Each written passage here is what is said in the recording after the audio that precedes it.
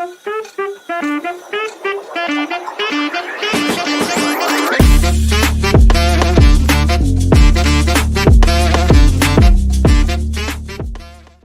बच्चों नमस्कार, मैं रवि कुमार स्वागत करता हूं आपका आपके अपने परिवार काइजन क्लासेस में। तो कैसे हो बच्चों सभी, बताओ जरा एक बार।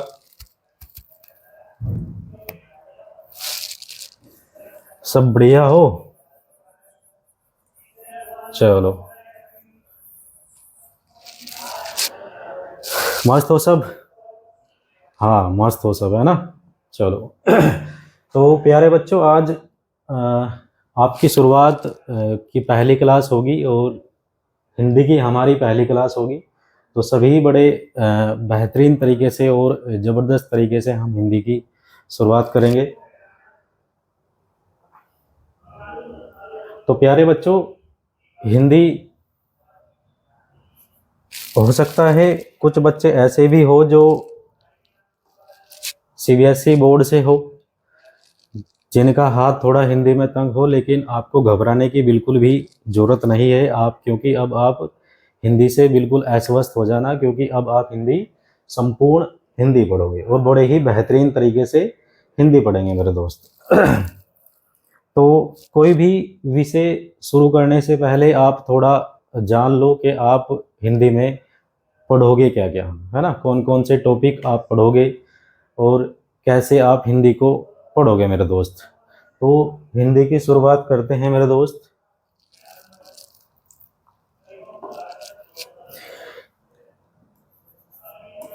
हिंदी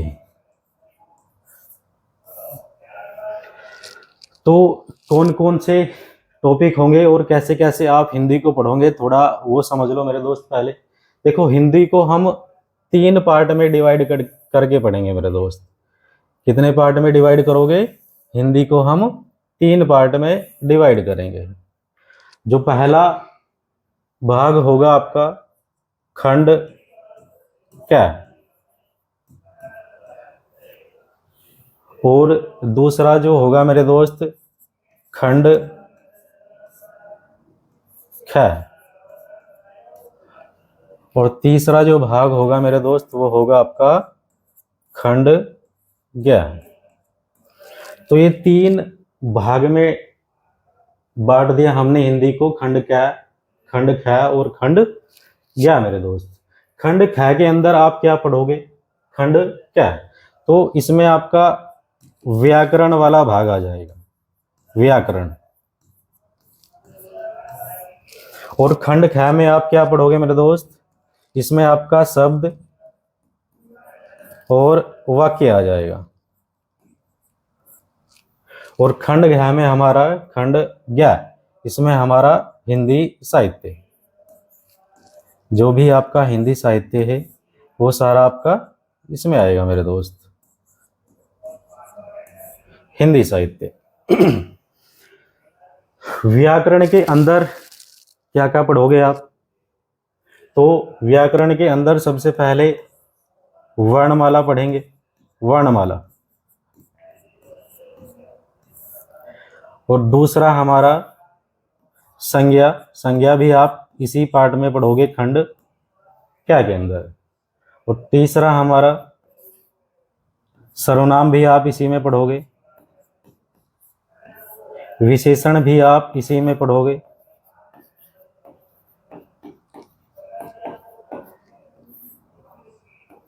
और क्या पढ़ोगे? क्रिया आप इसी में पढ़ोगे।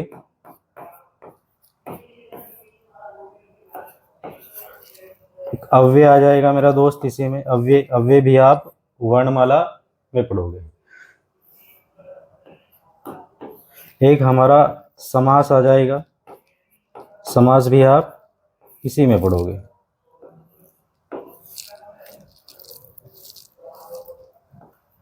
कारक भी आप इसी में पढ़ोगे। चलिए यहां लिख देता हूं मैं ना, उपसर्ग, प्रत्यय भी आप व्याकरण वाले भाग में पढ़ोगे, प्रत्यय। विराम चिन्ह आ जाएगा मेरे दोस्त, विराम चिन्ह।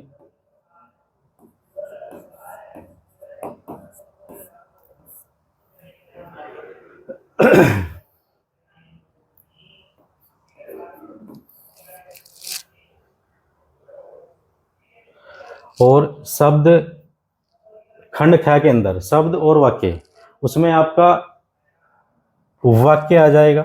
वाक्य, वाक्य आप कहाँ पढ़ोगे? ये खंड ख के अंदर पढ़ोगे। वाक्य शुद्धि भी आप मेरे दोस्त इसी में पढ़ोगे। वाक्य शुद्धि,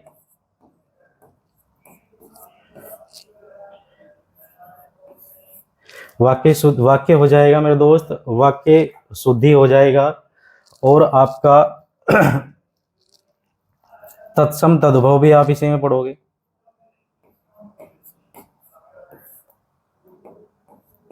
तत्सम तद्भव, देशज विदेशज आ जाएगा इसमें। देशज विदेशज अलग लिख लो इसको।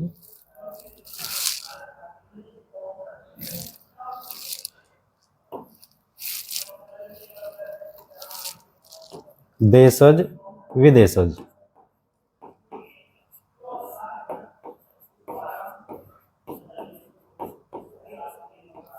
देशज विदेशज हो जाएगा। विलोमार्थी हो जाएगा मेरे दोस्त।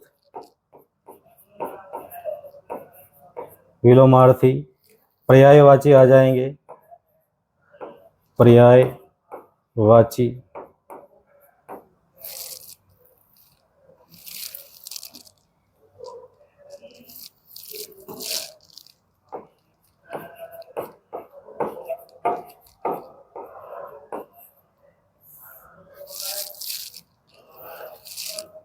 और इसी में आपका रस भी आ जाएगा मेरे दोस्त। रस भी इसी पार्ट में आप पढ़ोगे। रस या छंद, अलंकार,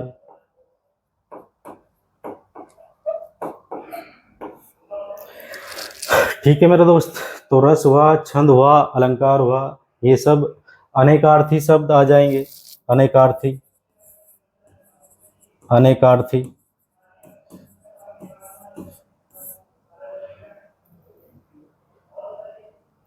इसी में आपका समश्रुत भिन्नार्थक शब्द भी आपके इसी पार्ट में हम पढ़ेंगे। समश्रुत भिन्नार्थक, समश्रुत भिन्नार्थक, इसी में आपकी लोकोक्तियां, मुहावरे वगैरह सब किसमें आएंगे?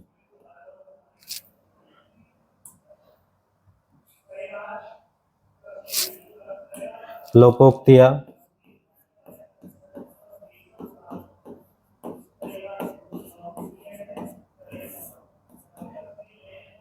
मुहावरे आ जाएंगे मेरे दोस्त।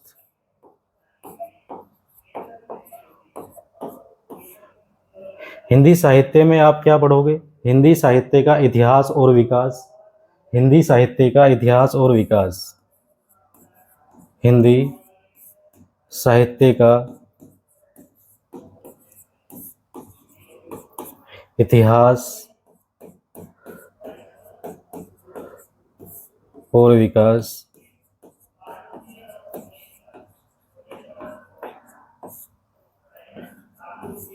कुछ महत्वपूर्ण लेखक आपके आ जाएंगे। कुछ महत्वपूर्ण लेखक आप इसी में पढ़ोगे। कुछ उनकी महत्वपूर्ण रचनाएं आप इसी में पढ़ोगे। रचनाएं,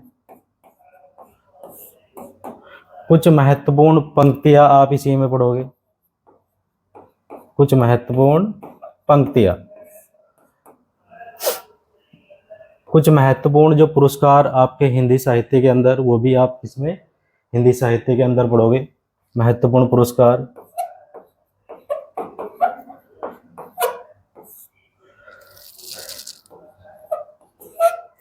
हिंदी भाषा की, हिंदी की कुछ उपबोलियां और भाषाएं, वो भी आप इसी में पढ़ोगे।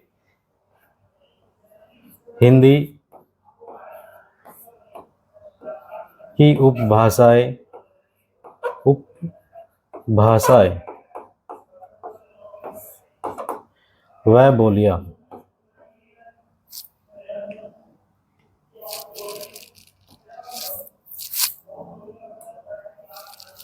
बोलिया।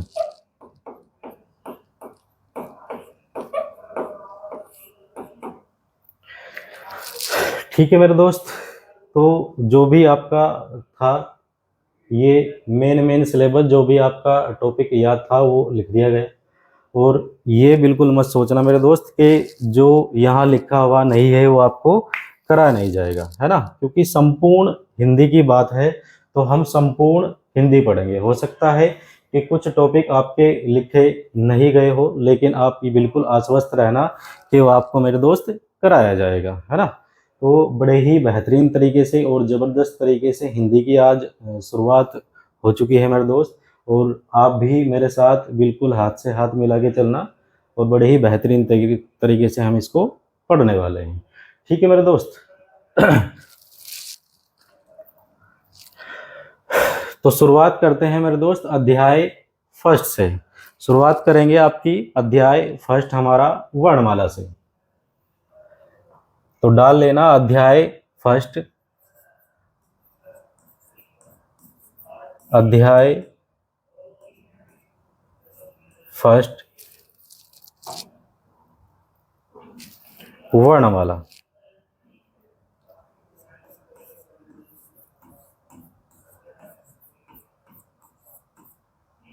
वर्णमाला तो क्या है मेरे दोस्त वर्णमाला?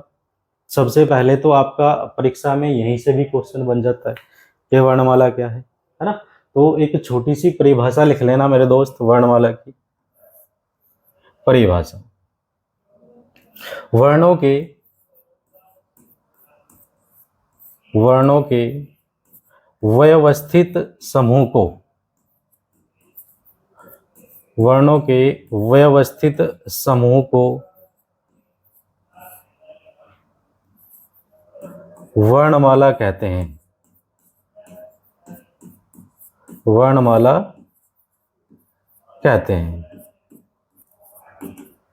वर्णों के व्यवस्थित समूह को वर्णमाला कहते हैं मेरे दोस्त, है ना।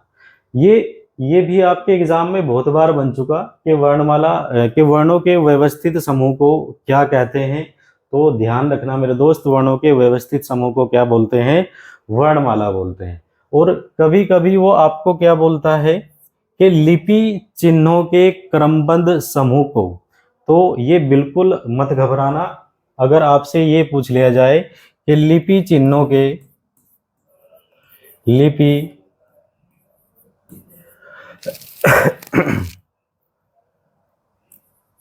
लिपि चिन्हों के व्यवस्थित, लिपि चिन्हों के क्रमबद्ध समूह को, लिपि चिन्हों के क्रमबद्ध समूह को। ठीक है मेरे दोस्त, तो कभी आपको अगर ये बोल दे लिपि चिन्हों के क्रमबद्ध समूह को क्या बोलते हैं, तो इसको भी आपका वर्णमाला बोलते हैं। अब यहाँ एक शब्द आया आपका वर्ण। तो वर्णमाला को शुरुआत करने से पहले सबसे पहले दो अक्षरों के बारे में जान लो मेरे दोस्त, दो आपके शब्द। एक तो हमारा वर्ण, अक्षर और वर्ण में अंतर। अक्षर और वर्ण में अंतर।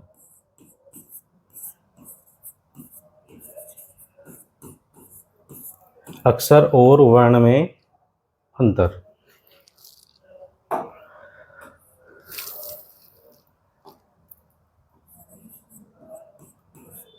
अक्षर और वर्ण में अंतर। देखो, अक्षर और वर्ण में अंतर। अक्षर को समझना मेरे दोस्त, ये जो अक्षर आपका लिखा हुआ है ना, तो क्या है ये अक्षर? देखो, आप ऐसे भी समझ सकते हो, जो यहाँ अ लिखा हुआ है आपका आ का अर्थ होता है मेरे दोस्त नहीं, और सर का अर्थ होगा आपका विनाश। यानी कि जिसका विनाश नहीं हो सकता वही हमारा क्या है मेरे दोस्त? वही हमारा अक्षर है।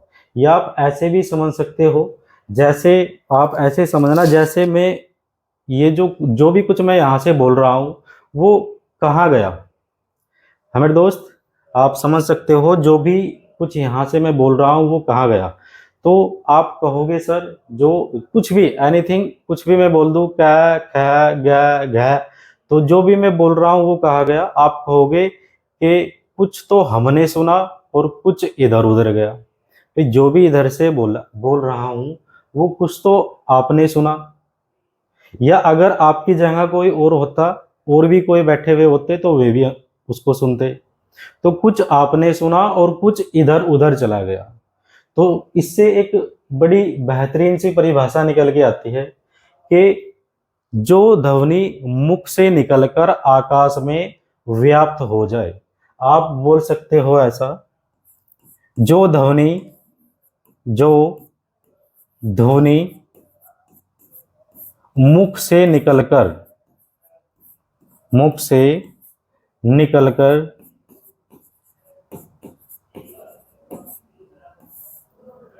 आकाश में व्याप्त हो जाए, आकाश में व्याप्त हो जाए। जो ध्वनि मुख से निकलकर आकाश में व्याप्त हो जाए वही हमारा क्या है मेरे दोस्त, वही हमारा अक्षर है। वर्ण देखो यहां तो आपकी मुख से निकली, और वर्ण क्या होगा, मुख से निकली ध्वनि को लिखित रूप देना, है ना। यहाँ ध्वनि मुख से निकलकर आकाश में व्याप्त हो जाए, और यहाँ आपका वर्ण जो होगा मुख से निकली ध्वनि को लिखित रूप देना। जैसे आप लिख देते हो, जो भी मैं बोल रहा हूं वो क्या लिख दिया, तो वो क्या हो गया, हमारा वर्ण हो गया, है ना। मुख से निकली ध्वनि को, मुख से निकली ध्वनि को, मुख से निकली ध्वनि को लिखित रूप देना, लिखित रूप देना। ठीक है मेरे दोस्त, मुख से निकली ध्वनि को लिखित रूप देना ही क्या है, हमारा वर्ण है मेरे दोस्त। या आप ऐसे भी बोल सकते हो वर्ण को, क्योंकि बहुत बार परीक्षा में एक क्वेश्चन बना वर्ण के बारे में, है ना।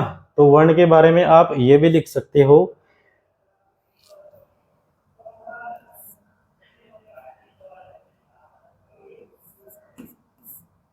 वे वर्ण जिनके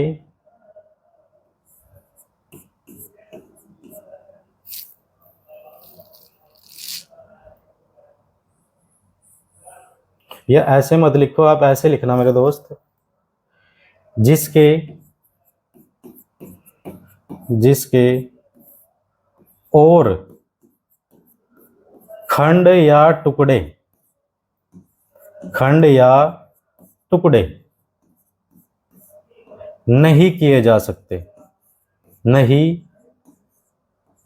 किए जा सकते, नहीं किए जा सकते। समझे बात को। अक्षर और वर्ण, अक्षर जो भी ध्वनि मुख से निकलकर आकाश में व्याप्त हो जाए या जिसका विनाश नहीं हो सकता मेरे दोस्त, वही क्या है, हमारा वही हमारी अक्षर है। और वर्ण मुख से निकली ध्वनि, ध्वनि को लिखित रूप देना ही क्या है, हमारा वर्ण, जिसके और खंड या टुकड़े नहीं किए जा सकते। आप ऐसे भी बोल सकते हो, जिसके और खंड या टुकड़े नहीं किए जा सकते। अब ये खंड या टुकड़े है क्या, थोड़ा समझ लो इस चीज को।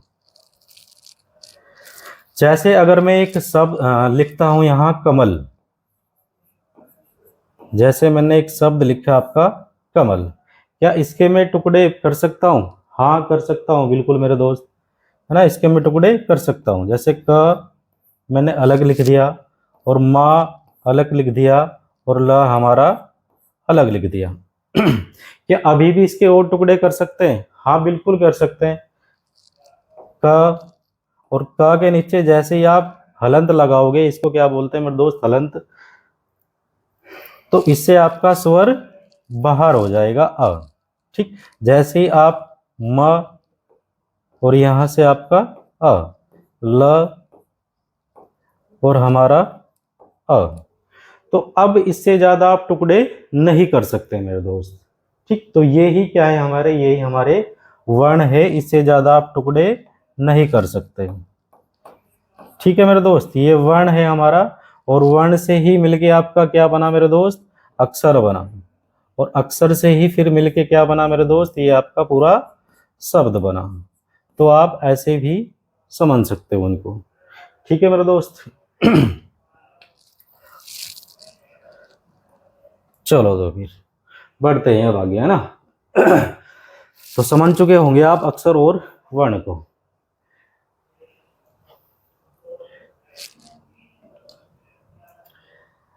मेरे दोस्त एक शब्द डाल लेना, स्वर। स्वर,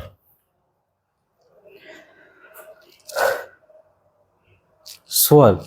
ठीक है मेरे दोस्त, क्या है स्वर,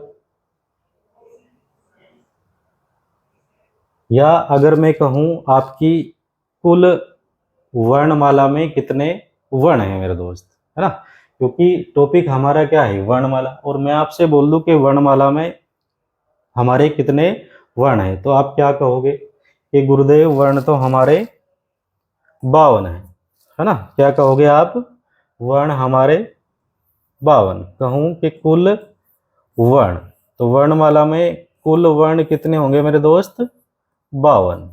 अब ये जो 52 वर्ण है ना मेरे दोस्त, इन 52 वर्णों के बारे में ही आपको पढ़ना है ना। वो अलग अलग तरीके से 52 वर्णों का विभाजन किया गया, है ना। तो वो 52 वर्णों का विभाजन कैसे कैसे किया गया, उस चीज को थोड़ा देख लो मेरे दोस्त।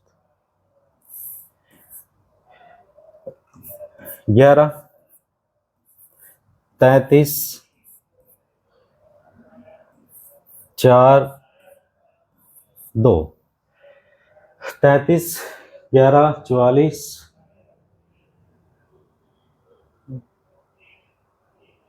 और 4, 48 और 2, 50 और 2, 52 मेरे दोस्त। ठीक है, तो 11 हमारे क्या होंगे, 11 हमारे स्वर हो जाएंगे। 33 क्या होंगे मेरे दोस्त, 33 हमारे व्यंजन हो जाएंगे। और 4 हमारे क्या होंगे मेरे दोस्त, 4 हमारे संयुक्त व्यंजन हो जाएंगे, संयुक्त व्यंजन। और 2 हमारे क्या होंगे मेरे दोस्त, द्विगुण व्यंजन, द्विगुण व्यंजन। और 2 हमारे क्या होंगे मेरे दोस्त, ये हमारे अयोगवाह, अयोगवाह। ठीक है मेरे दोस्त, तो ये हमारे 52 वर्ण, 11 हमारे स्वर, 33 हमारे व्यंजन, 4 हमारे संयुक्त व्यंजन और 2 हमारे द्विगुण व्यंजन। ठीक है मेरे दोस्त। तो 11 स्वर कौन कौन से होंगे, एक बार देख लो जरा। अ, आ, ई, ई, उ, ऊ, री,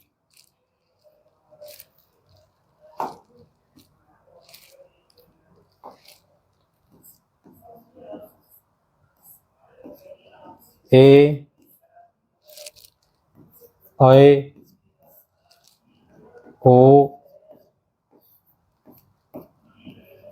औ। ठीक है मेरे दोस्त, 1, 2, 3, 4, 5, 6, 7, 8, 9, 10, 11, तो आपके स्वर ये होंगे मेरे दोस्त। व्यंजन 33 व्यंजन, तो व्यंजन को भी एक बार देख लो, फिर सबको एक एक करके पढ़ेंगे मेरे दोस्त।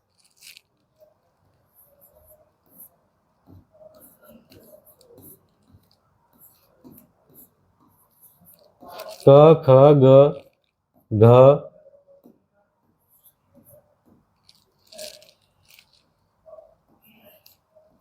च, छ, ज, झ और अय, जिसको आप अय बोलते हो मेरे दोस्त। ट,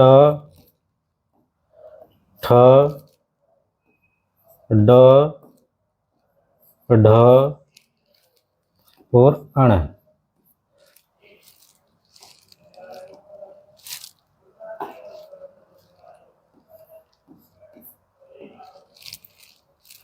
त, थ, द, ध, न।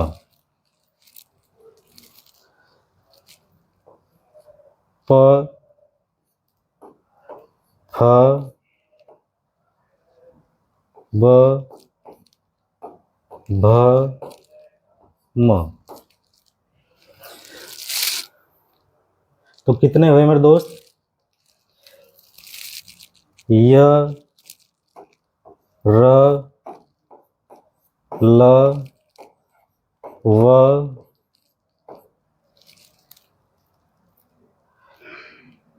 य, र, ल, व।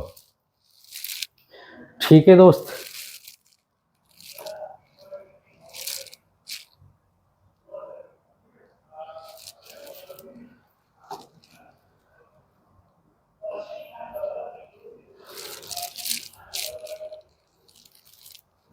स,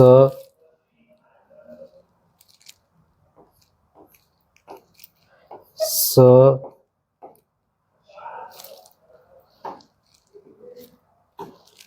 स और ह।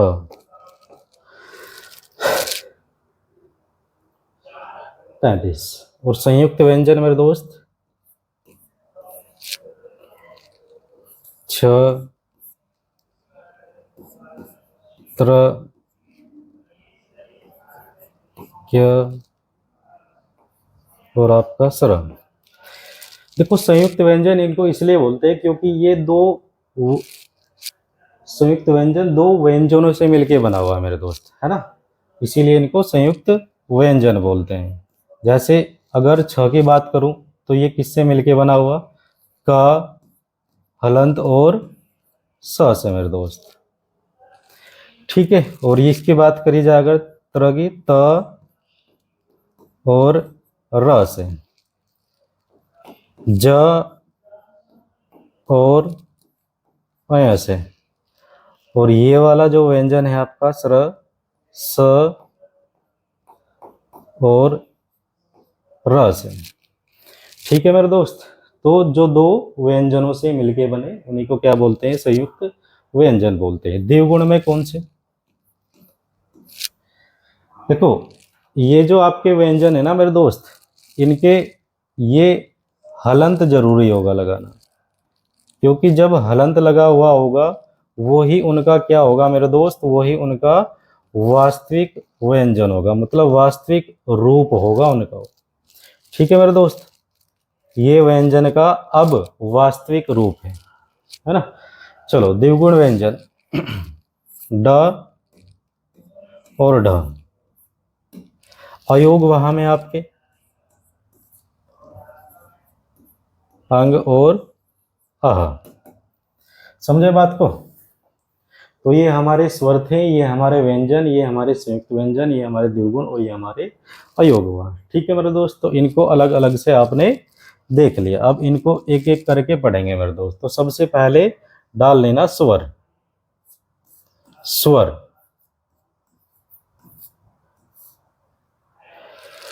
ठीक है मेरे दोस्त। तो क्या डाल लेना? स्वर।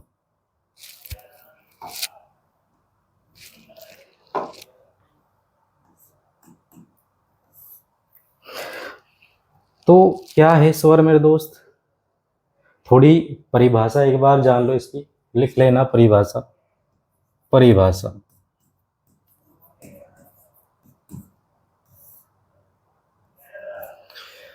परिभाषा, जिनका उच्चारण स्वतंत्र रूप से या बिना रुकावट के होता है, ऐसा आप बोल सकते हो। जिनका उच्चारण, जिनका उच्चारण स्वतंत्र रूप से, स्वतंत्र रूप से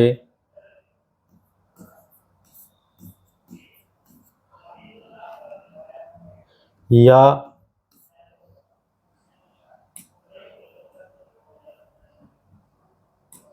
स्वतंत्र रूप से या बिना रुकावट के होता है, बिना रुकावट के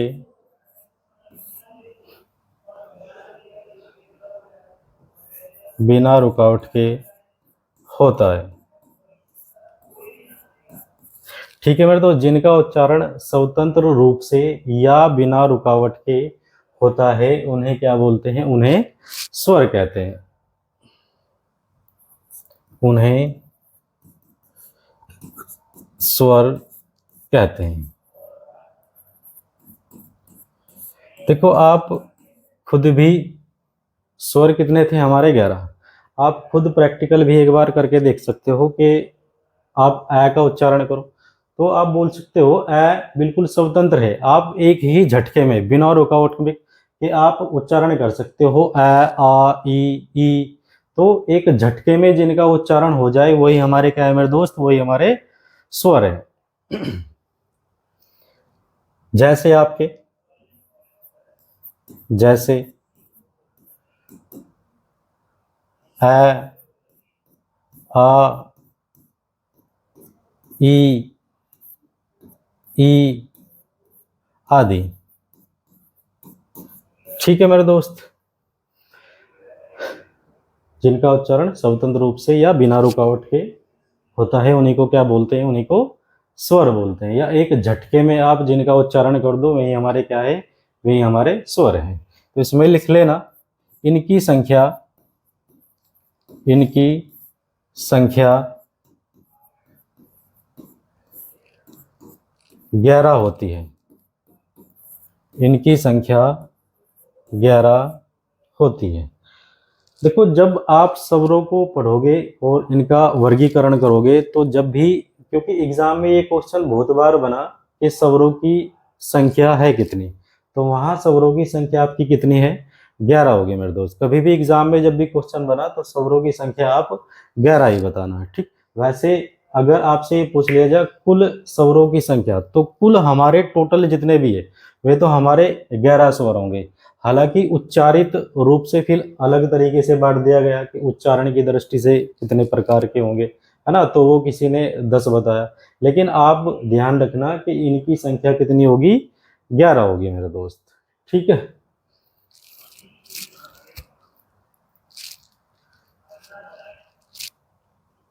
चलो तो आगे बढ़ते हैं। अब स्वरों का वर्गीकरण, है ना, लिख लेना मेरे दोस्त, स्वरों का वर्गीकरण।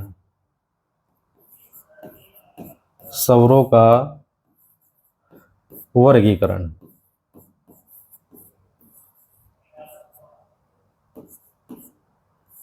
स्वरों का वर्गीकरण। तो कितने प्रकार से करेंगे मेरे दोस्त स्वरों का वर्गीकरण? वैसे तो बहुत प्रकार से आपका स्वरों का वर्गीकरण किया गया है ना। तो जो आपके क्योंकि हिंदी के जो विद्वान रहे मेरे दोस्त, हिंदी के जो विशेषज्ञ थे, उन्होंने कई प्रकार से स्वरों का वर्गीकरण किया। तो जो भी मुख्यतः है वही आपको पढ़ना है, स्वरों का वर्गीकरण मेरे दोस्त। तो सबसे पहले स्वरों का वर्गीकरण करेंगे।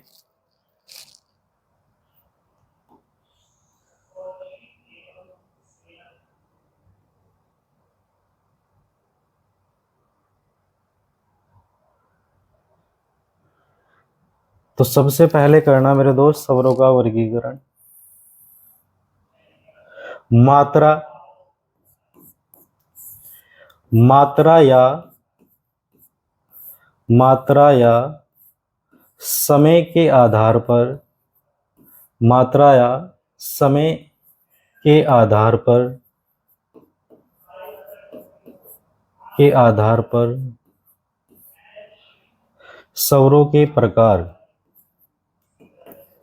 स्वरों के प्रकार। ठीक है मेरे दोस्त, मात्रा या समय के आधार पर स्वरों के प्रकार। तो कितने प्रकार होंगे मेरे दोस्त मात्रा या स्वरों मात्रा या समय के आधार पर? तो मेरे दोस्त मुख्यतः आपके 3 प्रकार के। मात्रा या समय के आधार पर स्वरों के प्रकार कितने बताओगे मेरे दोस्त? 3। और कौन कौन से होंगे हमारे 3?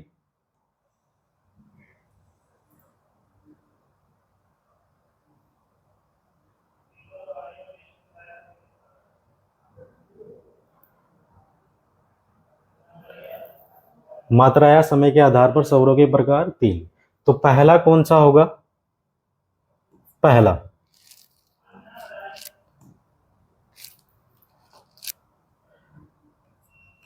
पहला डाल लेना मेरे दोस्त, ह्रस्व स्वर। मात्रा या समय के आधार पर स्वरों के प्रकार 3 होंगे, आप समझ चुके होंगे। और 3 में 3 कौन कौन से हैं वही आपको पढ़ने हैं मेरे दोस्त। तो पहला लिखना ह्रस्व स्वर, ह्रस्व स्वर। ठीक है मेरे दोस्त, ह्रस्व स्वर। या इसी को मेरे दोस्त एक दूसरा नाम भी बोलते हैं, लघु स्वर। ह्रस्व स्वर या लघु स्वर। ठीक है मेरे दोस्त, ह्रस्व स्वर या लघु स्वर। तो सबसे पहले परिभाषा देख लो, आपके ह्रस्व स्वर लघु स्वर आपके वे स्वर होंगे मेरे दोस्त जिन स्वरों का उच्चारण करते समय कम समय आपको लगेगा। जिन स्वरों का उच्चारण करते समय, लिख लेना छोटी सी परिभाषा, जिन स्वरों का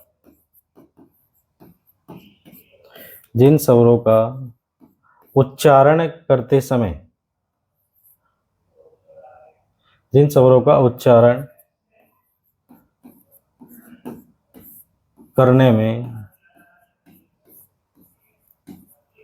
कम समय लगे, कम समय लगे,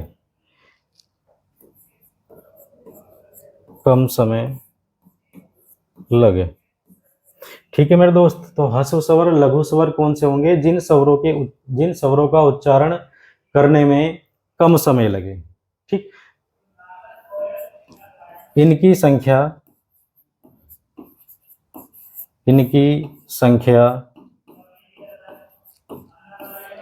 4 होती है। अगर आपसे ह्रस्व स्वर की संख्या पूछ ली जा तो आप कितनी बताओगे मेरे दोस्त? 4। इनकी संख्या कितनी होगी? 4। और कौन कौन से हैं आपके 4? कौन कौन से होंगे आपके ह्रस्व या लघु स्वर? तो देख लेना आपका। एक तो हमारा हो जाएगा मेरे दोस्त अ,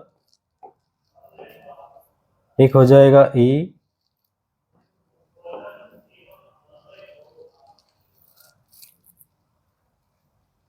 एक हो जाएगा ऊ, और एक हो जाएगा मेरे दोस्त रीरी। अ, ई, ऊ और रीरी, ये हमारे क्या होंगे? ये हमारे ह्रस्व स्वर होंगे 4। देखो मेन मुद्दा तो यही है ना। क्वेश्चन में परीक्षा में जब भी क्वेश्चन बनता है तो ऐसा ही बनता है कि आपसे पूछ लेगा कि ह्रस्व स्वर निम्न में से कौन सा ह्रस्व स्वर है। तो आपको पता होना चाहिए कि कौन कौन से हमारे ह्रस्व स्वर है मेरे दोस्त। तो अ हो जाएगा, ई और ऊ और हमारा रीरी हो जाएगा।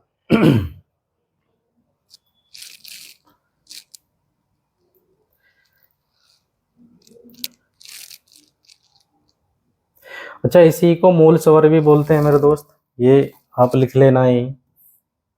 इसी को क्या मूल स्वर भी बोलते हैं। ठीक है, ह्रस्व स्वर लघु स्वर या इसी को मूल स्वर भी बोलते हैं, या इसी का एक नाम और भी है आपका, इसी को एक मात्रिक भी बोलते हैं मेरे दोस्त। एक मात्रिक, इसी को क्या बोलते हैं? एक मात्रिक।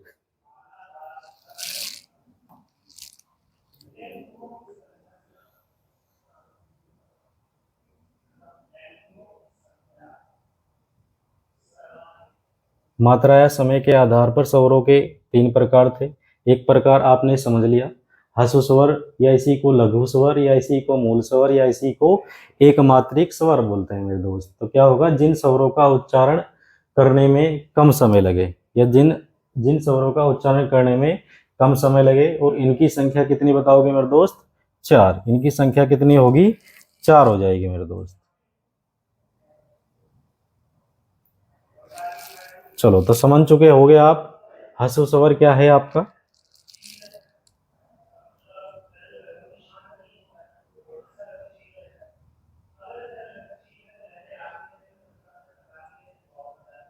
तो अगला डाल लेना मेरे दोस्त अब।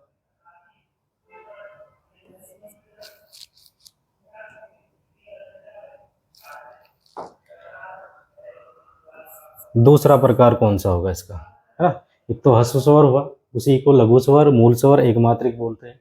दूसरा हो जाएगा मेरे दोस्त दीर्घ स्वर। दीर्घ स्वर, और इसी को क्या बोलते हैं मेरे दोस्त, इसी को गुरु स्वर भी बोलते हैं। ये भी ध्यान रखना, दीर्घ स्वर को ही क्या बोलते हैं मेरे दोस्त, इसी को गुरु स्वर भी बोलते हैं। तो कौन से होंगे दीर्घ स्वर आपके, देखो यहां जिन स्वरों का उच्चारण करने में कम समय लगे, यहां आप बोल सकते हो जिन स्वरों का उच्चारण करते समय हसु स्वर से दुगुना समय लगे। ठीक मेरे दोस्त, तो आप लिख सकते हो जिन स्वरों का उच्चारण करते समय, जिन स्वरों का उच्चारण करते समय, उच्चारण करते समय हसु स्वर से, हसु स्वर से दो गुना समय लगे, दो गुना समय लगे। ठीक है मेरे दोस्त, जिन स्वरों का उच्चारण करते समय हसु स्वर से दो गुना समय लगे, या आप ऐसा भी बोल सकते हो जिन स्वरों का उच्चारण करते समय ज्यादा समय लगे। ठीक है, वहां जिन स्वरों का उच्चारण करते समय कम समय लगा था हसु स्वर में, दीर्घ स्वर में आप बोल सकते हो जिन स्वरों का उच्चारण करते समय ज्यादा समय लगे, या फिर जिन स्वरों का उच्चारण करते समय हसु स्वर से दो गुना समय लगे मेरे दोस्त। इनकी संख्या एक बार जान लो, इनकी संख्या दीर्घ स्वर,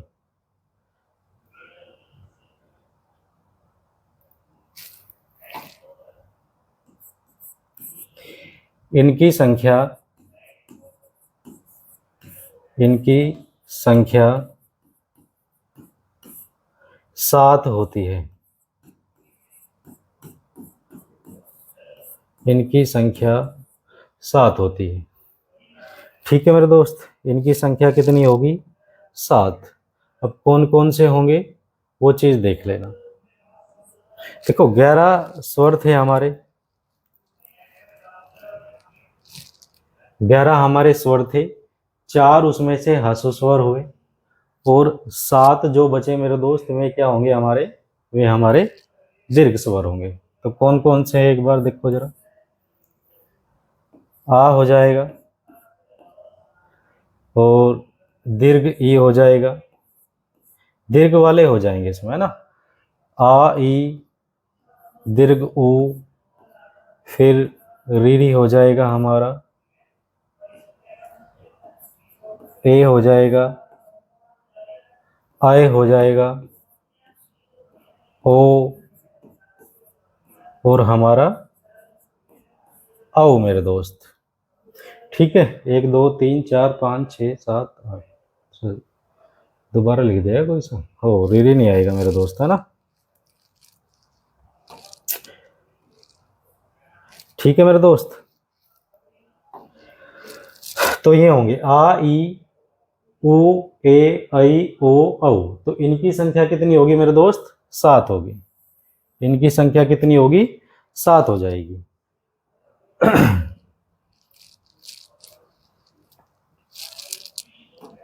चलो हस्व आप लोग समझ चुके, दीर्घ आपने देख लिया, जिन स्वरों का उच्चारण करते समय हस्व स्वर से दोगुना समय लगे उन्हीं को क्या बोलते हैं, उन्हीं को दीर्घ स्वर बोलते हैं। इनकी संख्या कितनी होगी, 7 होगी। और 7 कौन कौन से मेरे दोस्त, आ ई उ ए ऐ ओ और औ हो जाएगा। तो बढ़ते हैं फिर आगे और देख लो अब कौन सा होगा, तीसरा। तीसरा स्वर कौन सा होगा मेरे दोस्त, प्लुत स्वर। प्लुत स्वर, प्लुत स्वर। प्लुत स्वर कौन से होंगे मेरे दोस्त? देखो वैसे तो जो हमारा प्लुत स्वर है इसका प्रयोग हम हिंदी में नहीं करते मेरे दोस्त, किस में करते हैं, संस्कृत में करते हैं, है ना। इसका प्लुत स्वर का प्रयोग हिंदी में नहीं होता हमारा, इसमें होता है संस्कृत के अंदर। तो इसकी परिभाषा कभी कभी आपकी पूछ ली जाती है एग्जाम के अंदर, और पहले पहले पूछी भी गई मेरे दोस्त इसकी परिभाषा। तो परिभाषा आप लिख लेना, जिन वर्णों का उच्चारण करते समय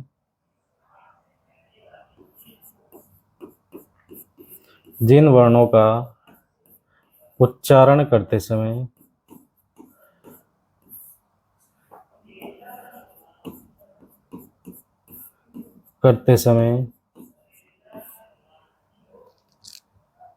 दीर्घ स्वर से दीर्घ स्वर से दीर्घ स्वर से ज्यादा समय लगे, ज्यादा समय लगे। ठीक है मेरे दोस्त, जिन वर्णों का उच्चारण करते समय दीर्घ स्वर से ज्यादा समय लगे उन्हीं को क्या बोलते हैं, उसी को बोलते हैं प्लुत स्वर मेरे दोस्त।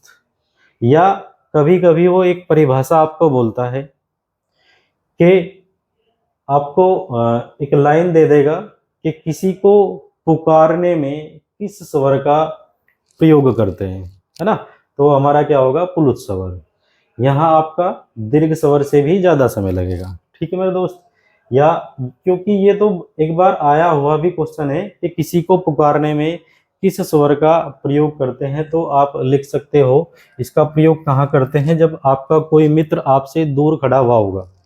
जब आपका कोई मित्र आपसे दूर खड़ा हुआ होगा और आप उसको आवाज लगाते हो, तो आप क्या करते हो, अपनी श्वास को लंबी खींचते हो, टाइम आप ज्यादा लेते हो, तो वहीं इसका प्रयोग होगा मेरे दोस्त। तो आप लिख सकते हो किसी को पुकारने में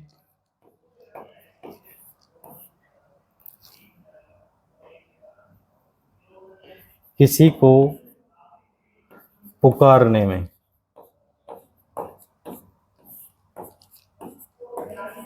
किसी को पुकारने में प्रयोग करते हैं। ठीक है मेरे दोस्त, किसी को पुकारने में प्रयोग करते हैं।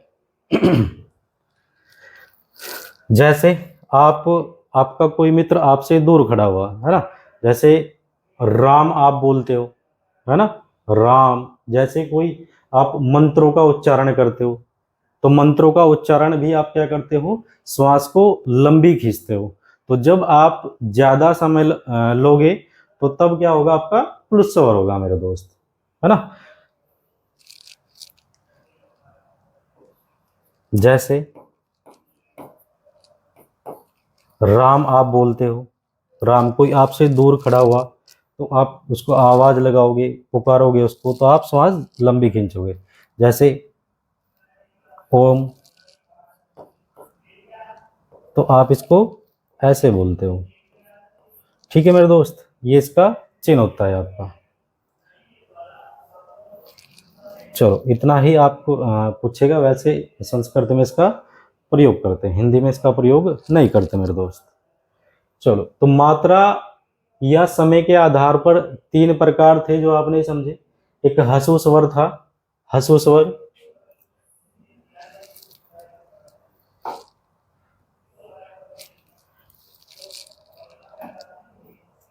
देख लो एक बार मेरे दोस्त, एक हमारा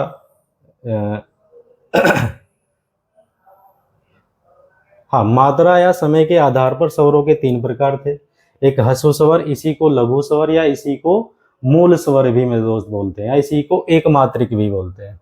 इनकी जिन स्वरों का उच्चारण करने में कम समय लगे, और इनकी संख्या कितनी, चार।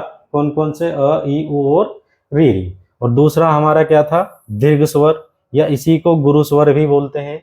जिन स्वरों का उच्चारण करते समय ह्रस्व स्वर से 2 गुना समय लगे। इनकी संख्या कितनी होगी मेरे दोस्त? इनकी संख्या 7 होगी। और कौन कौन से हैं ये बड़े आप अच्छे से समझ चुके होंगे।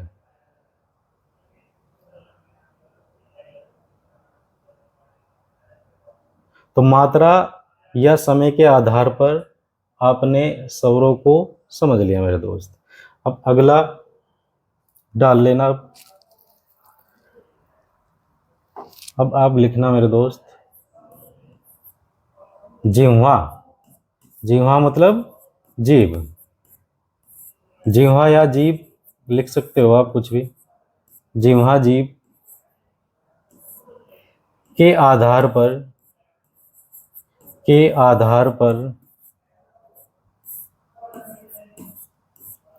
स्वरों के प्रकार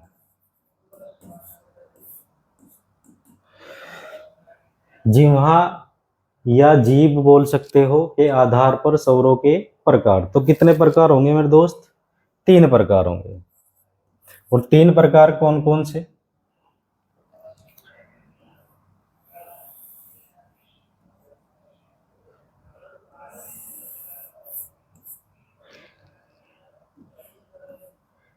तो जीभ के आधार पर स्वरों के प्रकार, एक हमारा हो जाएगा अग्र स्वर।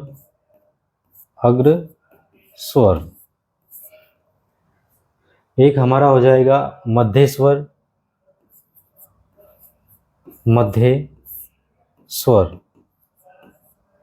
और एक मेरे दोस्त हो जाएगा पश्च स्वर।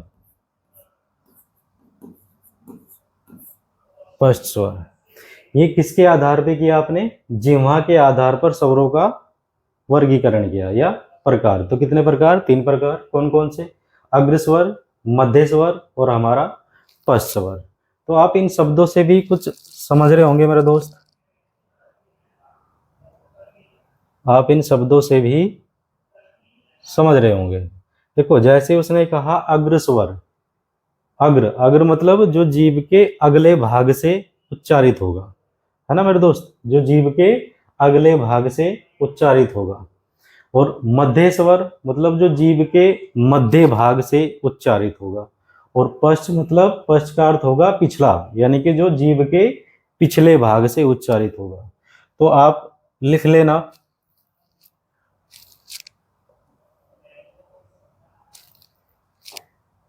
जीभ के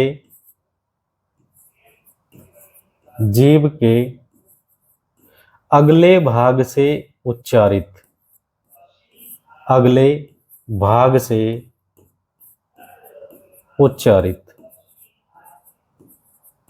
जीभ के अगले भाग से उच्चारित। ठीक मेरे दोस्त? क्योंकि अग्र का अर्थ क्या होगा? अगला। तो जो जीभ के अगले भाग से उच्चारित होंगे उन्हीं को क्या बोलते हैं? अग्र स्वर बोलते हैं। और मध्य स्वर जो जीभ के मध्य भाग से उच्चारित होंगे। मध्य मतलब बीच का आपका। जीभ के मध्य भाग से उच्चारित,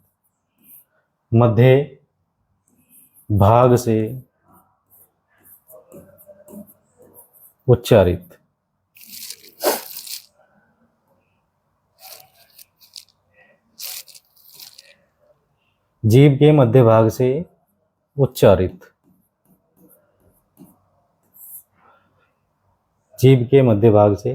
उच्चारित, और पश्च स्वर में मेरे दोस्त, पश्च मतलब पिछला भाग। जो जीभ के पिछले भाग से उच्चारित होंगे वो आपके क्या होंगे? वो आपके पश्च स्वर होंगे मेरे दोस्त। जीभ के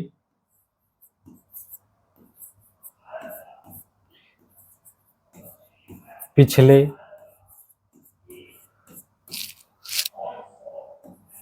भाग से उच्चारित,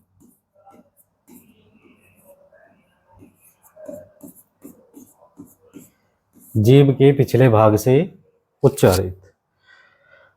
तो वे कौन से स्वर हैं जो आपके जीभ के अगले भाग से उच्चारित होंगे? तो देखो जरा कौन कौन से। आप प्रैक्टिकली भी एक बार बोल के देख सकते हो। प्रैक्टिकली बोल के देखना कि वे कौन से स्वर होंगे जो जीभ के अगले भाग से उच्चारित होंगे। ठीक है मेरे दोस्त, जैसे आपका ई, ई, ई, और जब ई आएगा ना मेरे दोस्त, तो ए तो अपने आप आ जाएगा। और वो क्यों आएगा वो थोड़ा आगे बताऊंगा मेरे दोस्त। जब आपका ई आया तो ए और आए तो अपने आप ही आ जाएंगे।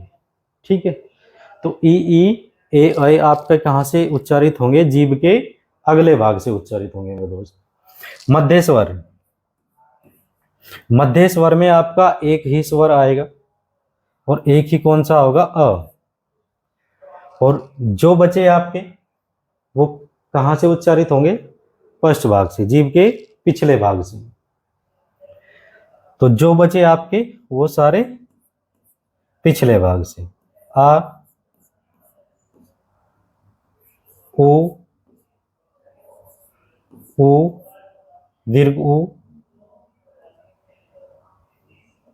ओ बचा और हमारा औ बचा। ठीक है मेरे दोस्त, ई ए ऐ आपके अग्रभाग से, अ आपका मध्य भाग से, और आ उ ओ औ ये हमारे कहाँ से? ये हमारे पश्च भाग से।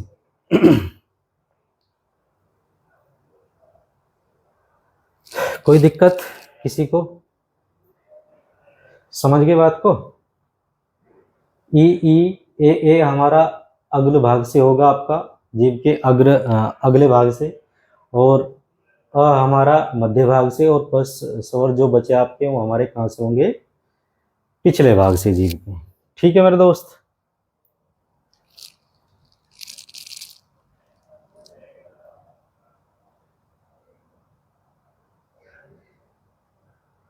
तो समझ चुके होंगे आप अग्र स्वर, मध्य स्वर और पश्च स्वर।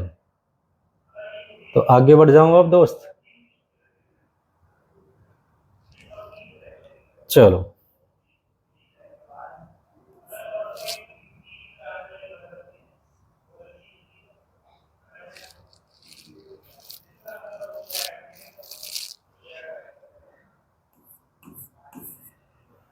चलो तो अब लिखना, मुख खुलने की स्थिति के आधार पर स्वरों के प्रकार।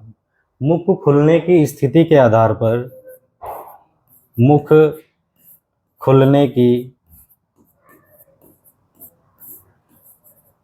मुख खुलने की स्थिति के आधार पर, स्थिति के आधार पर स्वरों के प्रकार, स्वरों के प्रकार। ठीक है मेरे दोस्त, मुख खुलने की स्थिति के आधार पर स्वरों के प्रकार।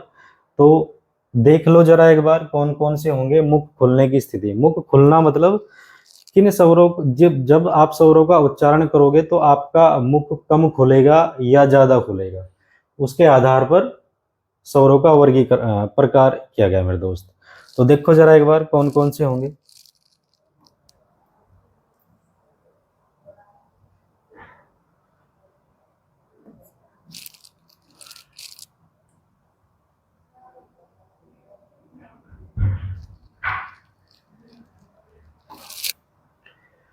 तो पहला लिखना विव्रत, विव्रत स्वर। दूसरा लिखना अर्ध विव्रत, अर्ध विव्रत स्वर। और तीसरा लिखना मेरे दोस्त संवृत स्वर। और चौथा आप लिखना अर्ध संवृत, अर्ध संवृत स्वर। तो चार प्रकार से आप मुख खुलने की स्थिति के आधार पर, चार प्रकार से आप वर्गीकरण करोगे मेरे दोस्त मुख खुलने की स्थिति के आधार पर। पहला विव्रत स्वर होगा, दूसरा अर्धविवृत स्वर और तीसरा संवृत स्वर और चौथा हमारा अर्ध संवृत स्वर। अब विवृत स्वर कौन सा होगा, अर्धविवृत कौन सा होगा और अर्ध संवृत कौन सा होगा, यहाँ समझ लो, है ना। देखो, विवृत का शाब्दिक अर्थ होगा मेरे दोस्त खुलना। अगर मैं विवृत के अर्थ की बात करूं तो विवृत का जो अर्थ होगा वो होगा आपका मुख खुलना। तो आप समझ रहे होगे, खुलना, विवृत का शाब्दिक अर्थ क्या होगा, खुलना। तो आप बोल सकते हो जिस स्वर का उच्चारण करते समय मुख आपका पूरा खुला रहे, है ना। तो बोल सकते हो जब स्वर, जिस स्वर का उच्चारण करोगे, तो जब उच्चारण करोगे उस स्वर में आपका मुख पूरा खुलेगा, है ना। तो आप इसमें लिख सकते हो मुख पूरा खुलना, मुख पूरा खुलना, मुख पूरा खुलना। अर्धविवृत, विवृत का अर्थ आपको पता खुलना, और अर्ध का अर्थ क्या होगा मेरे दोस्त, आधा। यानी कि जिस स्वर का उच्चारण करोगे और उसमें आपका मुख क्या होगा, आधा खुला हुआ होगा, यानी कि मुख आधा खुला रहना, मुख आधा खुला, या बोल सकते हो मुख आधा खुला। तीसरा संवृत स्वर, संवृत का शाब्दिक अर्थ होगा बंद होना। संवृत का शाब्दिक अर्थ क्या होगा दोस्त, बंद होना। तो जब आप स्वर का उच्चारण करोगे, देखो पूरा बंद नहीं होगा। अगर आप ये सोच रहे हो कि पूरा ही मुख बंद हो जाएगा तो मेरे दोस्त पूरा नहीं होगा। अगर पूरा ही मुख बंद हो गया तो फिर तो आप उच्चारण ही नहीं कर पाओगे, है ना। तो मुख प्राय बंद सा होगा, है ना, मुख प्राय बंद होना, मुख लगभग, या लगभग आप बोल सकते हो, मुख लगभग बंद होना, मुख लगभग बंद होना। अर्ध संवृत, देखो संवृत का शाब्दिक अर्थ लगभग बंद होना, और अर्ध संवृत मतलब आधा मुख बंद होना। आधा मुख,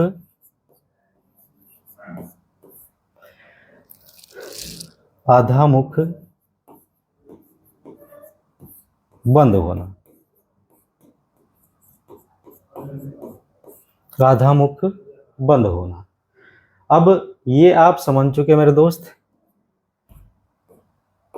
अब वो कौन सा स्वर होगा जब आप उसका उच्चारण करोगे तो आपका मुख पूरा खुला हुआ होगा। आप प्रैक्टिकली भी एक बार करके देख सकते हो। आप स्वर का उच्चारण करो और एक बार पहचान करो कि वो कौन सा स्वर है जिसका उच्चारण करते समय आपका मुख पूरा खुला हुआ होगा। तो कौन सा होगा मेरे दोस्त, आ। आ शब्द का आप, आ वर्ण का आप जैसे ही उच्चारण करोगे तो आपका मुख पूरा खुलेगा, है ना। और अर्धविवृत स्वर, आधा मुख खुला रहना, मुख आधा खुला। तो वो कौन कौन से होंगे मेरे दोस्त, एक आपका अय हो जाएगा और एक हमारा औ हो जाएगा। अर्धविवृत में कौन से, आपका अय आएगा और आपका औ आएगा। अब संवृत स्वर, मुख लगभग बंद होना, यानी कि जब आप उनका उच्चारण करोगे तो आपका मुख बिल्कुल बंद होने की कगार पे होगा। क्योंकि यहां से तो एक बार परीक्षा में आपकी क्वेश्चन बन चुका कि वे स्वर कौन से हैं जब आप उनका उच्चारण करते हो तो आपका मुख लगभग बंद होने की कगार पर रहता है या लगभग आपका बंद हो जाता है। तो वे क्या है हमारे, वे हमारे संवृत स्वर। अब होंगे कौन कौन से मेरे दोस्त, वो चीज देख लो जरा एक बार। एक तो हमारा लघु ई, एक हमारा दीर्घ ई, एक ओ हो जाएगा और एक हमारा लघु ओ हो जाएगा मेरे दोस्त। तो संवृत स्वर आपके ई उ उ। और अर्ध संवृत में कौन से होंगे मेरे दोस्त, एक तो हमारा लघु ए होगा और एक हमारा ओ होगा। तो समझ चुके होंगे आप बड़े बेहतरीन तरीके से मुख खुलने की स्थिति के आधार पर स्वरों के प्रकार। 4 विवृत स्वर, अर्धविवृत, संवृत और हमारा अर्ध संवृत मेरे दोस्त। तो प्यारे बच्चों, कैसी लगी आपको आज की वीडियो?